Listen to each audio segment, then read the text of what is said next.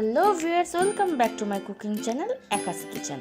আমি একা আপনাদের জন্য নিয়ে এসেছি আজকে একটি আচারের রেসিপি। এই আচারের রেসিপিটির নাম হলো কাঁচা আম দিয়ে বোম্বাই মরিচের আচার।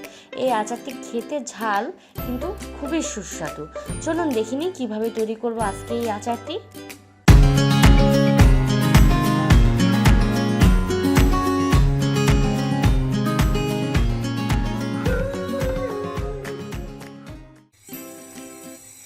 এখন আমি প্যানটি গরম করে নিয়েছি আর আচারের জন্য দিয়ে দিচ্ছি সরিষার তেল।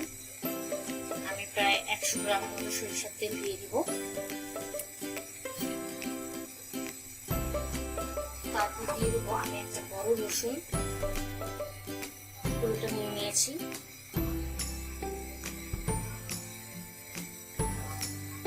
দিয়ে দিব, গরম না হতেই দিব, এগুলো ফুটে উঠবে।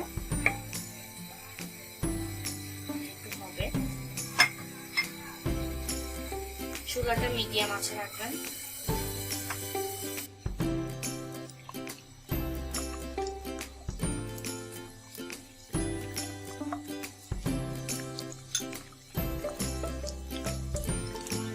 রসুনগুলো একটু ভাজা ভাজা হয়ে এসেছে। এখন আমি দিয়ে দিব 1 টেবিল পরিমাণ চামচ পাঁচফোড়ন বাটা। এই আচারটাতে পাঁচফোড়নটা বাটাই লাগে। আজকে আচারটা ঝোলটা ভালো হয়।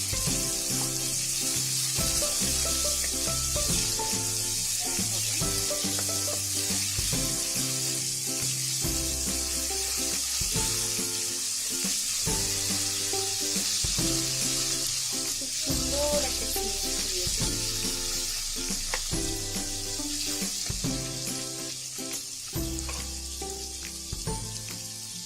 এর মধ্যে আমি দিয়ে দিব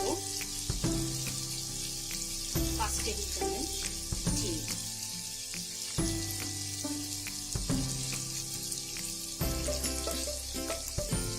এটা আপনাদের একটু দিবেন। মশলা, চিনি এবং রসুন একসাথে একটু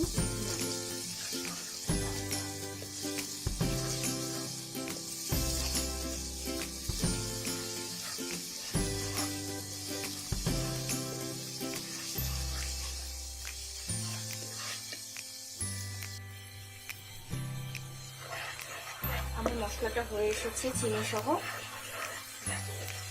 এখন এর মধ্যে আমি দিয়ে দিব 1/2 চামচ লবণ। আচারে লবণটা কমই লাগে, তাই আমি পরিমাণটা কমিয়ে দিয়েছি। এখন আমি দিয়ে দিব আমগুলো। আমি প্রায় 1/2 কেজির মতো আম নিয়ে নিয়েছি। আমি স্লাইসার দিয়ে স্লাইস করে নিয়েছি। আপনারা বটিও ইউজ করতে পারেন, সেই ক্ষেত্রে আমগুলো আর একটু মোটা হবে, আর স্লাইসার দিয়ে করলে এরকম পাতলা হবে।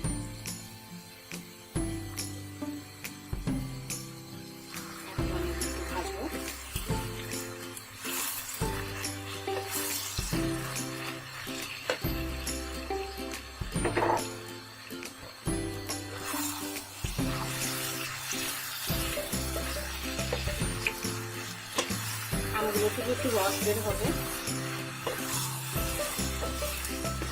এরকম ভাজতে ভাজতে। এখানে তেলের আর কোনো প্রয়োজন নেই, আর কোনো মশলারও প্রয়োজন নেই। এলাচ, দারচিনি, কোনো গরম মশলা এখানে অ্যাড করতে হবে না। এই আচারটি এরকমই থাকবে।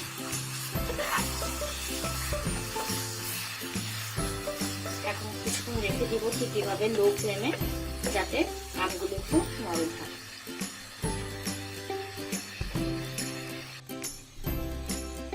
দেখুন আমার আমগুলো নরম হয়ে এসেছে, সাইড দিয়ে তেল বের হয়ে গিয়েছে।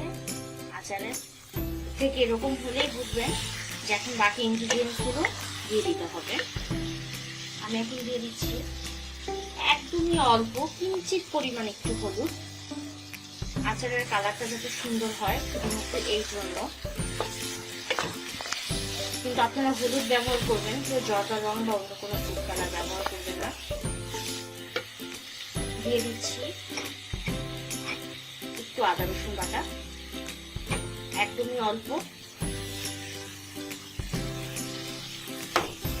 এই সবগুলো উপকরণ একটু মিলিয়ে দিই।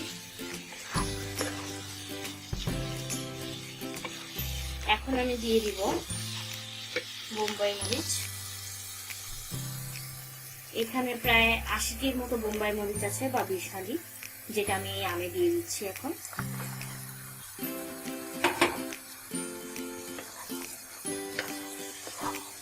আপনারা চাইলে মরিচ কমিয়ে দিতে পারেন, বাড়িয়েও নিতে পারেন, ঝালটা আসলে যে যেরকম পছন্দ করে ওরকম।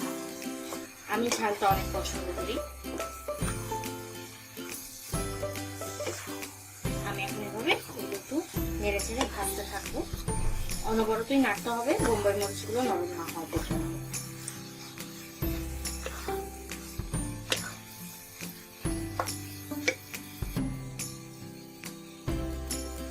আমার আচারটি নরম হয়ে এসেছে, বোম্বাই মরিচগুলো নরম হয়েছে। এই দেখুন, আমি প্রেস করে দেখিয়ে দিচ্ছি। এগুলো আরো নরম হবে। আমি প্রায় 15 মিনিট ধরে এগুলো নাড়ছি, আরো 10 মিনিটের মতো এগুলো আমরা নাড়ব।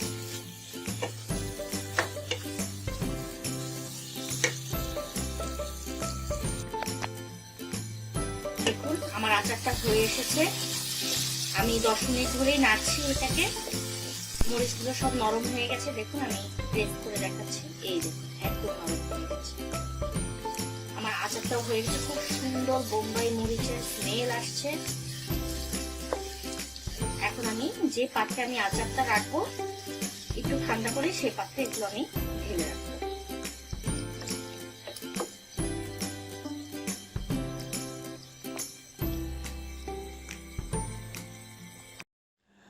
বাস হয়ে গেল আমার কাঁচা আম দিয়ে বোম্বাই মরিচের আচার। দেখুন কালারটা কত সুন্দর হয়েছে।